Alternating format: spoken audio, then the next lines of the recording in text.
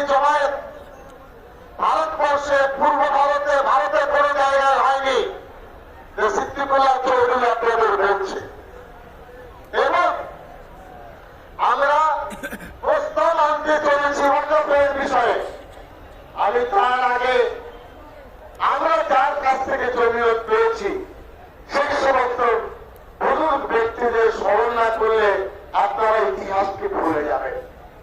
ফুরফুরার দাদা হুজুর হযরত আবু বকর সিদ্দিক রহমতুল্লাহ আলাইহ, মাওলানা আকরাম খান সাহেব এরা জমিয়তের বাংলা গঠন করেছিলেন। দিল্লিতে যখন জমিয়ত গঠন হলো অল ইন্ডিয়া, হযরত আবু বকর সিদ্দিক বললেন আমি আর বাংলা জমিয়ত নয়, সারা ভারতের জমিয়তের সাথে যুক্ত হতে চাই। মাওলানা আকরাম খান সাহেবকে দিল্লি পাঠালেন, অল ইন্ডিয়া জমিয়তের জেনারেল কাউন্সিলে বক্তব্য রাখলেন, পরে আবার তিনি বাংলা জমিয়ত করলেন। জমিয়ত উলামার বিষয়ে ফুরফুরার দাদা হুজুরের ভাবনা এক অত্যন্ত গুরুত্বপূর্ণ ছিল বলে আমরা মনে করি। এরপরে খান বাহাদুর মোহাম্মদ জামশাদ মরহুম, মাওলানা ফজলুর রহমান দরগাপুরি, আল্লামা রুহুল আমিন রহমতুল্লাহ আলাইহ তারপরে জমিয়তকে সমর্থনের কথা তিনি লিখে গেছেন।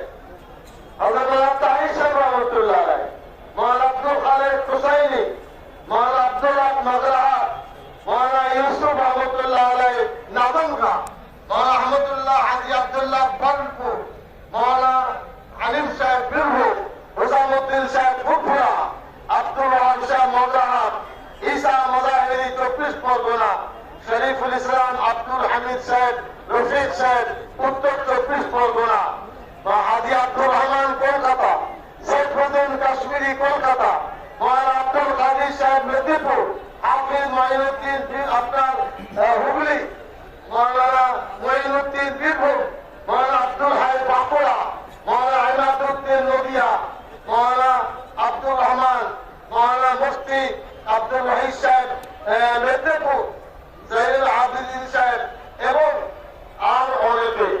দোয়া করুন আল্লাহ রাব্বুল আলামিন তাদের মাগফিরাত দান করুন, আল্লাহ কবরে তাদেরকে জান্নাত নসিব করে আরো আলোকিত করুন। আল্লাহুম্মা আমিন সুবহান। ইতিহাসকে ভুলে যাবেন না, সত্য হারিয়ে ফেলবেন, এটা আপনাদের বোঝ। ইতিহাস বলে রাখলে ফুরফুরা হুজুররা বলেছে আমার সম্মান দেয়, ঝগড়ার বিষয় জন্ম লেগে গেছে, ওসব কথা আজকে আমরা শুনতে চাই না। এখানে আপনাদের সামনে প্রস্তাবটা পড়ে শোনায়, তারপরে আমাদের সালমান সাহেব আরেক জায়গায় আমন্ত্রিত আছেন, এরপরে আমাদের ইমরান সাহেব বলবেন। তো পরপর আমরা আলোচনা করতে চাইছি। এই প্রথম ইসলামী শরীয়তের বিশেষ পরিভাষা, যার শাব্দিক অর্থ হল আবদ্ধ রাখা, স্থির রাখা, নির্বৃত্ত করা ইত্যাদি।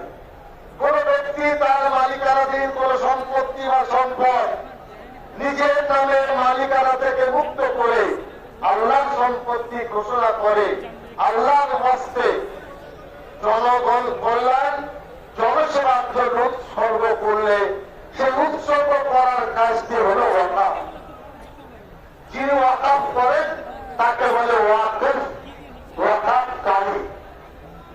হাদিস শরীফে বর্ণিত আছে নবীজি সাল্লাল্লাহু আলাইহি ওয়াসাল্লামের দ্বিতীয় খলিফা হযরত সাইয়্যিদনা ওমর রাদিয়াল্লাহু আনহু, কোরআন মাজিদ আছে লান তানালুল বিররা হাত্তা তুনফিকু মিম্মা তুহিব্বুন, সাদাকাল্লাহুল আযীম। সূরা আল ইমরানের 92 আয়াত 4th পারা শুরু। আয়াতের সার কি? তোমার জীবনের সবথেকে প্রিয় মূল্যবান সম্পদ আল্লাহকে যদি দাও তাহলে তুমি জান্নাত যেতে পারবে। হযরত ওমর রাদিয়াল্লাহু আনহু নবীর কাছে এসে বলছেন, খায়বারে আমার একটা সম্পত্তি আছে, আমি সেই সম্পত্তিটি আল্লাহ দিতে চাই। নবী সাল্লাল্লাহু আলাইহি ওয়াসাল্লাম বললেন, তুমি এটা আল্লাহর নামে ওয়াকফ করে দাও। এটা হাদিসের দ্বারা ওয়াকফ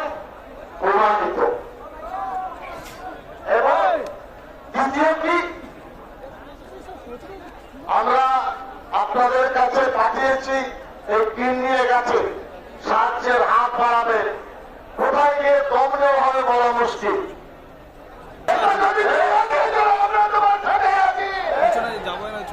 আপনাদের এটা খুব ভালো করে বুঝবেন। আর পরের লড়াই অস্তিত্বের লড়াই, জীবনে বেঁচে থাকার লড়াই। এটা কোন রাজনৈতিক চর্চা করার লড়াই নয়। এ লড়াই হল নিজস্ব সম্পদ রক্ষা করার লড়াই। নবীজি সাল্লাল্লাহু আলাইহি ওয়াসাল্লামের কাছে গেলেন, নবীজি বললেন আমি সেই সম্পত্তি ওয়াকাফ করো আর উৎপন্ন ফসলকে সদকা করে দাও। নবীজি সাল্লাল্লাহু আলাইহি ওয়াসাল্লামের কাছে ওয়াকাফের বিষয়ে ওদের যুদ্ধে কি নাম, আমার তো নাম ভুলে গেছে, হ্যাঁ, মেখরিফ একজন ইহুদি ও মুসলিম মদিনায় বসবাস করতেন। ওদের যুদ্ধ শুরু হয়েছে। মেখরিফ বললেন, এটা হাদিসের আছে, ওগো দয়ার নবী, আমি যদি মারা যাই, আমার 7টি খেজুরের বাগান আছে, এই 7টি খেজুরের বাগান দয়ার নবীর উপরে আমি দিয়ে গেলাম, ওয়াকাফ করে গেলাম। এরা প্রমাণ চায়, মুখের দল ওয়াকাফ করেনি। ওয়াকাফ কাকে বলে তবে জানেন না? এটা আমাদের কর্তব্য। আমরা বলবো না তো বলবে কে? আমাদের দেখা দেবেন, আমরা রাস্তায় বলবো না বলবে কে? এটা মনে রাখবেন। নবী সাল্লাল্লাহু আলাইহি ওয়াসাল্লাম ওই মানুষটি মরার পরে 7টি বাগানের মালিক হলেন। এই 7টি बागान रसूल मोहम्मद सल्लल्लाहु अलैहि वसल्लम मिल्लत के लिए, मुसलमानों के लिए वक्फ कर दिया। ये सबूत है। मदीना तैयबा में साद और सुहेल दो नाबालिग भाई थे। आका को जहां को पसंद आया, यह मस्जिद बननी चाहिए।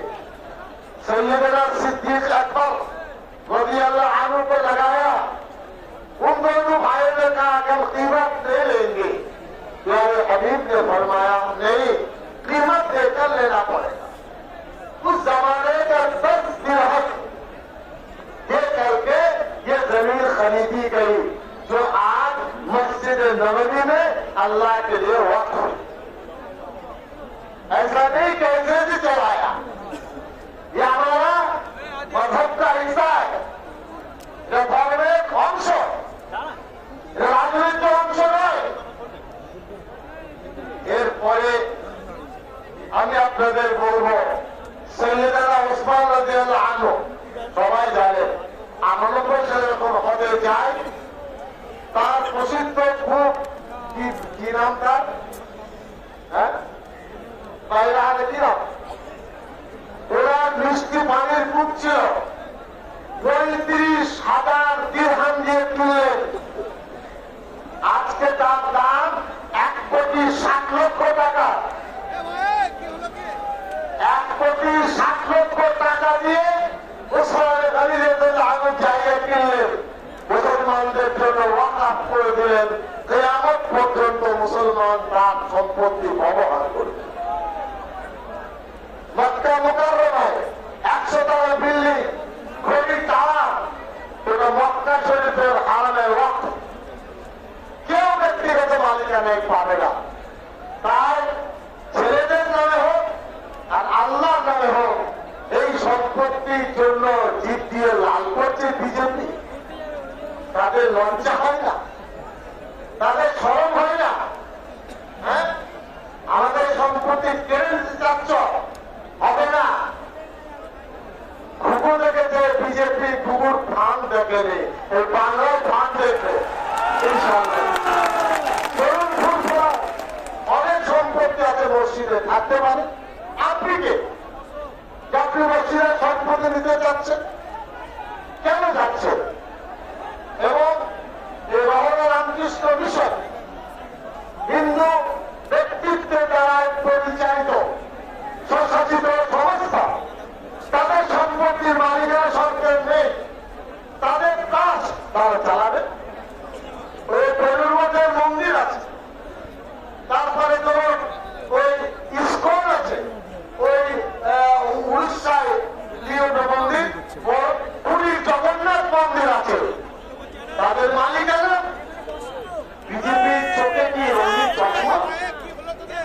তারা কি দেখতে পায় না?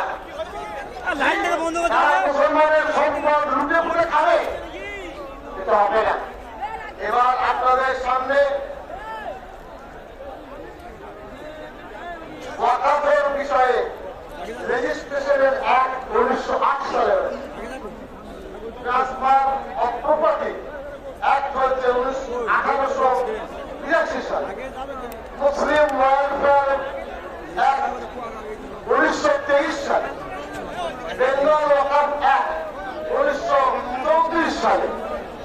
এই সমস্ত ওয়াকাফ সম্পত্তি 40% সংসদীয় এনেছে বিজেপি। কি চাচ্ছে? 95 সালের ওয়াকাফ আইনকে ধ্বংস করতে চাচ্ছে। স্টেট ওয়াকাফ বোর্ড বলে নামে থাকবে, কাজের ক্ষমতা থাকবে না। ট্রাইব্যুনাল তারা গঠন করবে, মাথায় বসে থাকবে জেলা শাসক। হিন্দু ভাইদের, আমি তাদের সঙ্গে ঝগড়া আমাদের নেই, কিন্তু জিজ্ঞাসা করি মসজিদের ইমাম কে হবেন, ভোটারলি কে হবেন, এটা কি হিন্দু ভাইরা ঠিক করতে পারবে? তাদের কি যোগ্যতা আছে? কোন এক মন্দিরের পুরোহিত কে হবে, সিদ্দিকুল্লাহ চৌধুরীকে ঠিক করতে পারবে? পারবে না। জোর করে চাপিয়ে দিতে চাচ্ছে। আমি অনুরোধ জানাবো আজকে সমাবেশের মাধ্যমে, मैं गुजारिश करना चाहता हूं तमाम अपोजिशन पॉलिटिकल पार्टी को, आप अपनी ताकत से वक्त बिल को विरोध कीजिए, विरोध कीजिए। ये मुसलमानों का धड़कन है। हम किसी जात पर नहीं, अल्लाह पर भरोसा है। और हिंदुस्तान सेकुलर मुल्क है। कॉन्स्टिट्यूशन में हमको आजादी दी गई, हम चलेंगे, जमीन खरीदेंगे और इदारा कायम करेंगे। आप कौन होते हैं साहब, लाख साहब?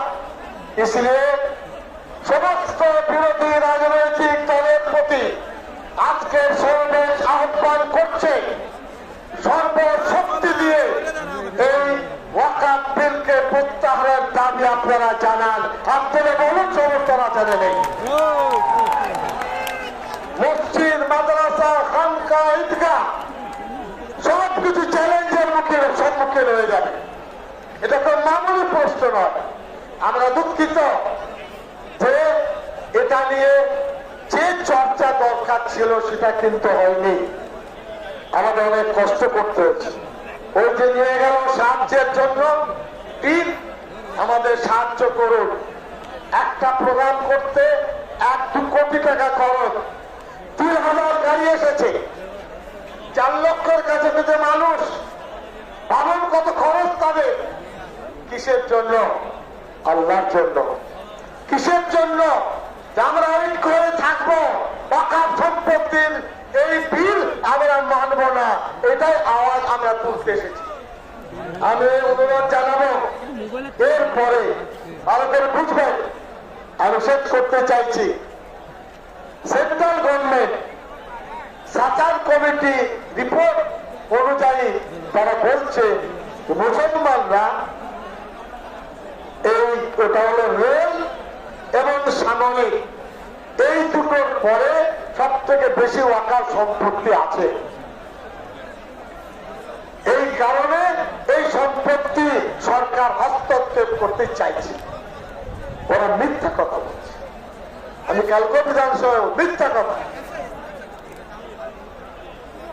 আপনার 2টি রাজ্য অন্ধ্রপ্রদেশ, কেরল, হিন্দু দেবত্ব সম্পত্তি, আমাদের সম্পত্তি কত সাচার বলেছেন? 6 লক্ষ কয়েক হাজার একর, 6 লক্ষ আর কয়েক হাজার একর। আর এখন শুনুন, অন্ধ্রপ্রদেশ, তামিলনাড়ু এই সমস্ত জায়গায় হিন্দু দেবত্ব সম্পত্তির পরিমাণ হল 9,40,000। কত বললাম? 9,40,000 একর। আর মুসলমানদের কাছে আছে সার্বিকভাবে 6 লক্ষ। বেশি কার কাছে? বিজেপি কি পারবে? ধর্মীয় সংস্থার জরিপ করতে? ওরা আর কিছু খুঁজে পাচ্ছে না।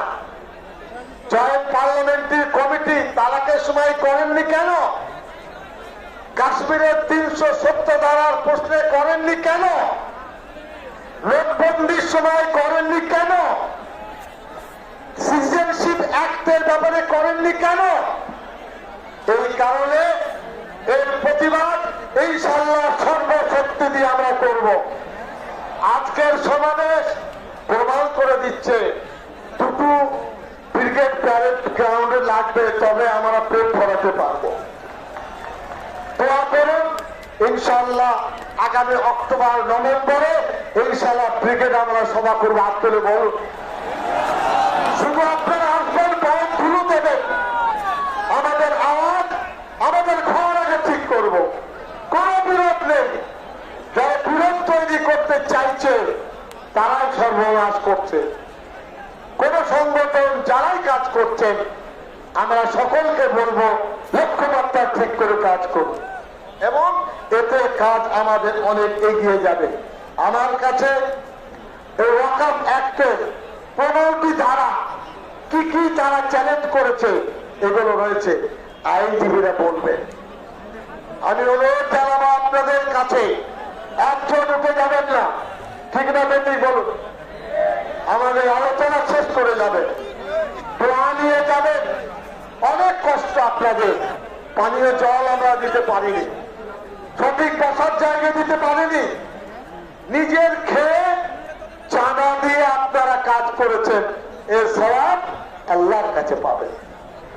আল্লাহ রাব্বুল আলামিন এর আযাব দান করবেন। জমিয়তুল মুজাহিদিন বিভ্রান্ত করে না। हम लोग किसी के साथ गद्दारी हमारा नहीं है, हमारा दिल में जलन है, जलन। इस जलन को निभाने के लिए आपका सहायता, आपका ताल्लुक, आपकी दुआ और आपकी मदद हमको चाहिए। বুঝতে পারলেন না? পারলেন না?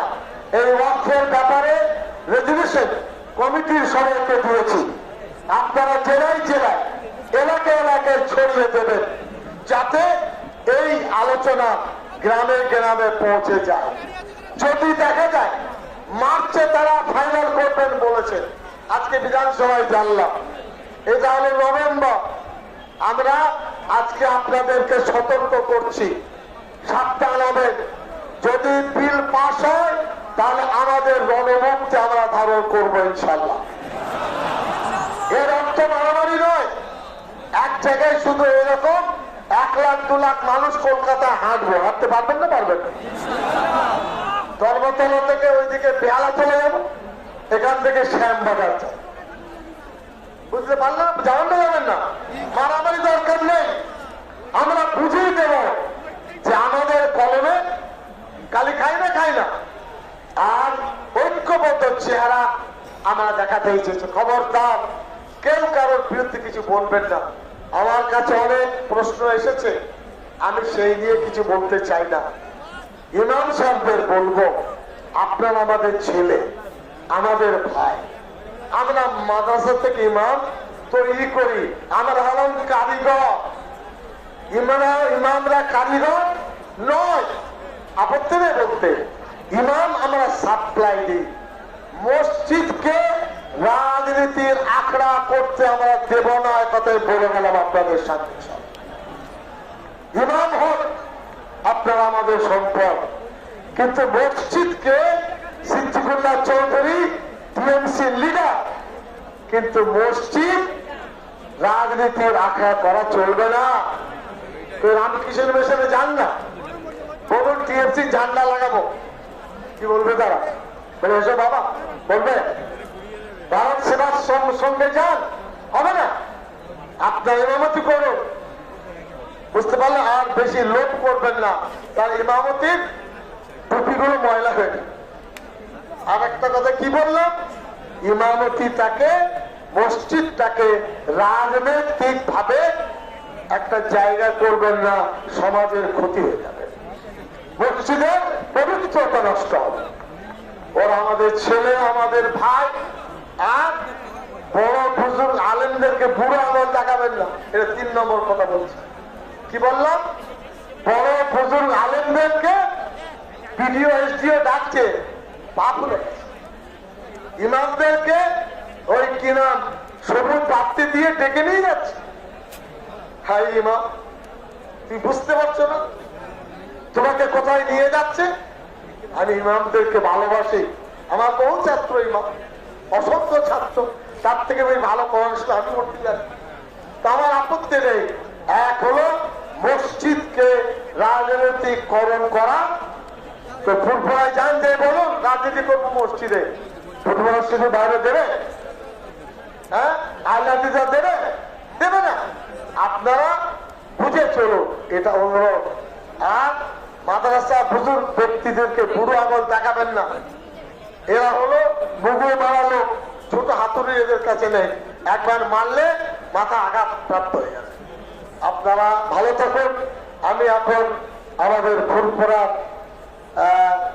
বড় আপনার বড় হোটেলের পুত্র ভূতা সরওয়ার সিদ্দিকী এখন পরিচয় পেলাম। তার যে নানার বাড়ি আমাদের শামসুল হুদা সাহেব ছিলেন, খুব পরিচিত আমার বন্ধু, তার বাড়ি গেছি। তার ভূতা আলমউদ্দিন শিক্ষিত ভাই, আমি তাকে বলবো এসে আপনার কথা অল্প সময় ব্যক্ত করুন। সরওয়ার সিদ্দিকী ফুরফুরা শরীফ।